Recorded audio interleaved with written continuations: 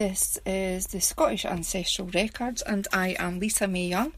I am again here with Ken Nisbet of the Scottish Genealogy Society. Hello Ken, how are you? Oh, fine, thank you. Keeping busy, as they say. Oh, you absolutely are. You absolutely are.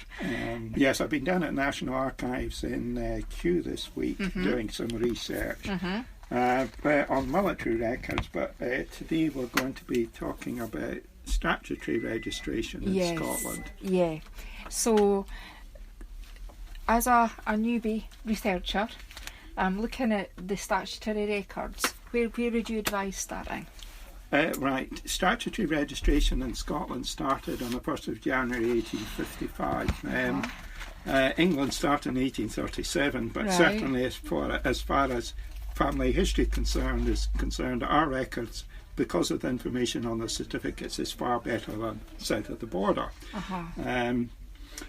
What's on them is useful, and usefully in Scotland, because of the nature of the records and because of the nature of the governments, they're available on all the indexes, and certainly methodological records can be seen on one website, or if you go to the various family history centres, including the Family History Centre here in Edinburgh, you on one location you can look at all the records from 1855 through to, in fact, 2018. Wow.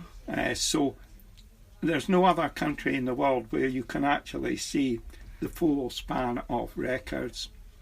Only in Scotland. Only in Scotland. Now, on the website, or indeed in Scotland, on the website you can only look at images of births up to 100 years or less, more than 100 years old. Marriages is 75 years and deaths is 50. The indexes you can look at. If you go to the actual family history centres, you can in effect look at actual images of the certificates right up to last year. But you can't take a photocopy of them, you would have to write down the information. Whereas if you go to the Family History Centre, for example, I was there yesterday, you can, for 25p or one credit, you can print off. And that's personally what I would always do, because then I don't miss any information. I take it home and I transcribe it into my family tree programme. So I've got a permanent copy. Because you could sometimes, especially the different spellings of names, for example, if you've got the true record in front of you, you're not going to... Yes. Right doing Thomas when it should be David. Yes. It's very human. You might think, oh, I've transcribed this, and when you get home and you suddenly think, no, did I write it? Did I write it? So we're human beings, we do make mistakes.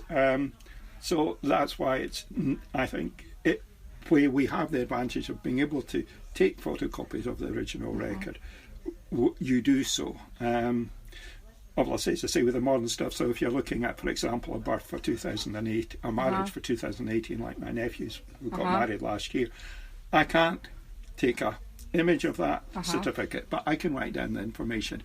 And luckily, of course, with the more modern records, you're dealing with a typewritten record rather than a handwritten record, so therefore it's much easier to read. You're less liable to hopefully make a mistake, or it's going to be your mistake rather than necessarily what's written on the certificate. So, as I said, official registration started on the 1st of January 1855. It was compulsory, unlike south of the border. There isn't a book, unfortunately, listing those who didn't pay or register the birth of their children within time. There's no record of that. But there is very little no knowledge of gaps, and which there is to an extent slightly south of the border. So our records are much better. So today we're going to look at what's on these records. So we'll start with birth certificates. Now, the way they recorded the register, Scotland was divided into registration districts, which was probably speaking based on the parishes of the Church of Scotland. And there were about 900 districts. Districts can change their names. They're numbered from north to south. So if you think number 1 is going to be up in Orkney, number 900 is going to be down in Kirkcudbrightshire. So generally speaking, if you know the district number, if the smaller the number, the further north you're going to be. The district names could change over the period. So, for example, if you take in Edinburgh, St George's became Haymarket. It kept the same number. In bigger cities, they could have the same number, but then they'd be divided into multiple. So, for example, if you take Edinburgh, it's always 685, but you could have 1, 2, 3, 4, 5, 6, 7, 8, 9, etc. They might drop. Nowadays, we have a lot less registration districts. So, instead of, for example, if you take Nairn itself doesn't have, instead of having 4 registration districts, it's now just got 1 because they're managed by a local authority. So, what's on the records? So, on a birth certificate, it gives the name of the child. It gives the time the child was born. Now, you might think, well, it's got nothing to do with star signs. It's actually to notify where you've got twins, you've got to know who the oldest twin is, because when it comes to wills or heritable property, property that cannot be moved, you've got to know, particularly if it's boy's twin, because that would be the oldest boy that would have child. So, irrespective of it's girls or boys, it does give the time. Now, you might think, well, that could add to your social history, because you might think, well, poor old mum's giving birth at 2 o'clock in the morning rather than the middle of the day. So if you're adding, it's perhaps a nice little thing. Now, it will also give the place of birth. Now, nowadays, most people are born in hospital. I mean, certainly, I would think with Lisa and myself, we were both born in hospital. I was certainly born in Aberdeen Maternity Hospital. But on my birth certificate, it would say my mother's usual residence. And that, in case, would be 53 Crady Buckler Terrace, Aberdeen. Now, it's where the mother was living. You would assume that the father and mother, if they're married, would be living at the same address. But it's the mother's residence. Now, be careful with the address, because sometimes the place of birth, it might not say maternity hospital. It might be an address. Now, in the 1950s, there were a lot of maternity homes in big cities. So if you see the same address cropping up several times, it's worth sometimes going on to Google and looking and saying, oh, this was actually a maternity home, rather than necessarily the private. And particularly if it says user residence is a different address. So always have a look.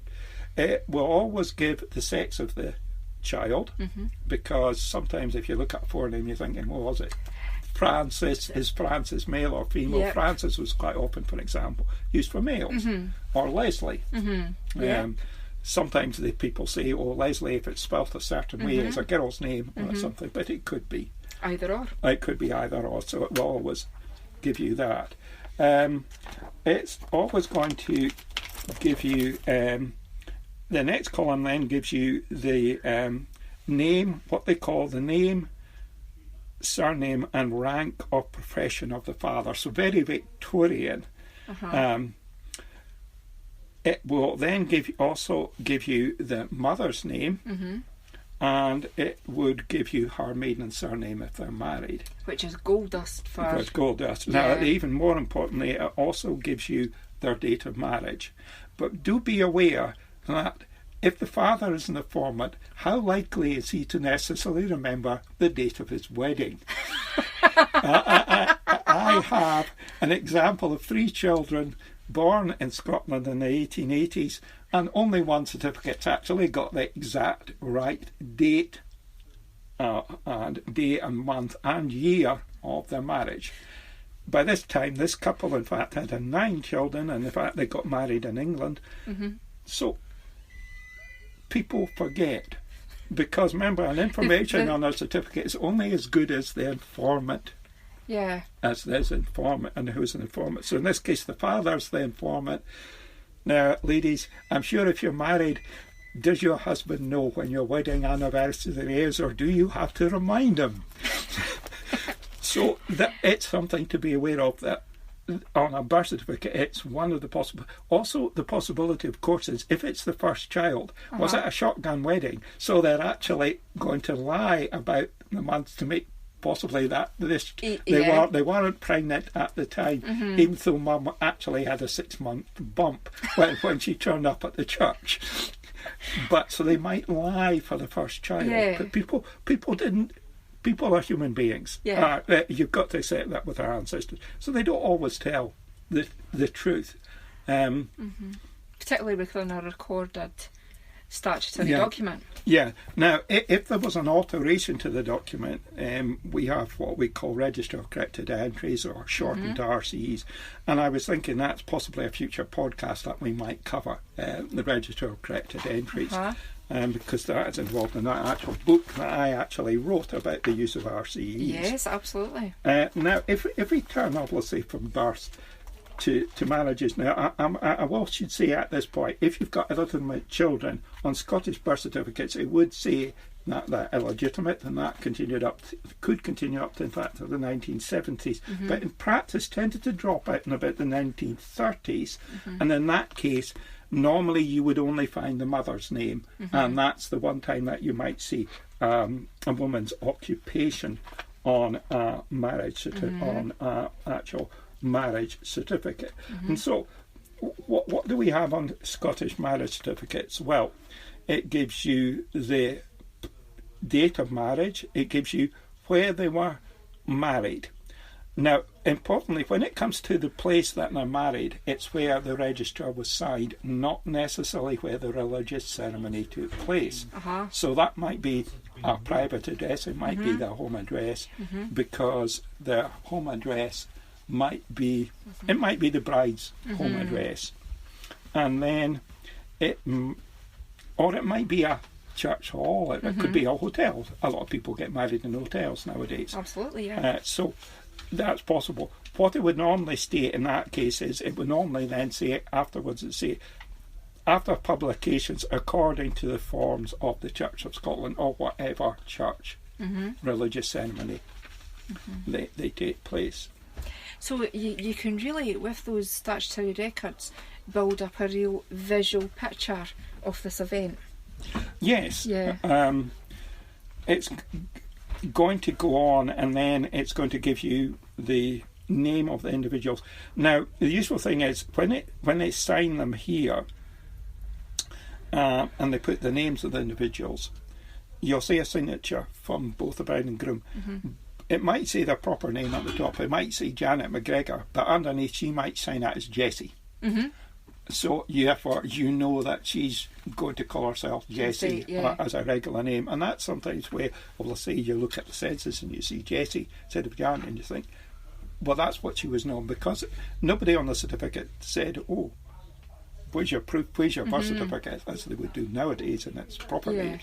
In those days, everybody took your word for it. So you sometimes will see a different name in a birth certificate to a marriage certificate.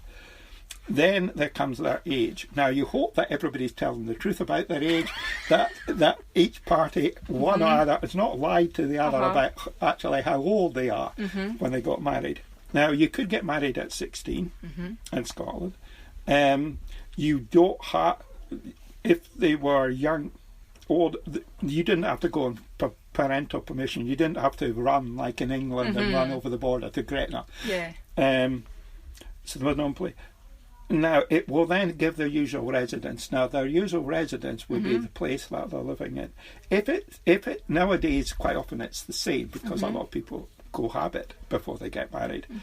In the 19th century, most people, that would definitely not happen. You wouldn't normally. Perhaps if people were widows or widowers, they might, or well, so if they've got the same address, do not necessarily assume that they are cohabiting. It might be that it's a big tenement and one's at the top flat, one's at the bottom flat, or they might have mistaken it and put actually the address to which they are going to live. Even if they're living with mum and dad. Yes. So, for example, one I've got in front of me here, one's living at 5 East Arthur Place, Edinburgh, the other one's living at 32 St Mary Street, Edinburgh. Mm-hmm. The next column gives and it's a very useful column which we don't have an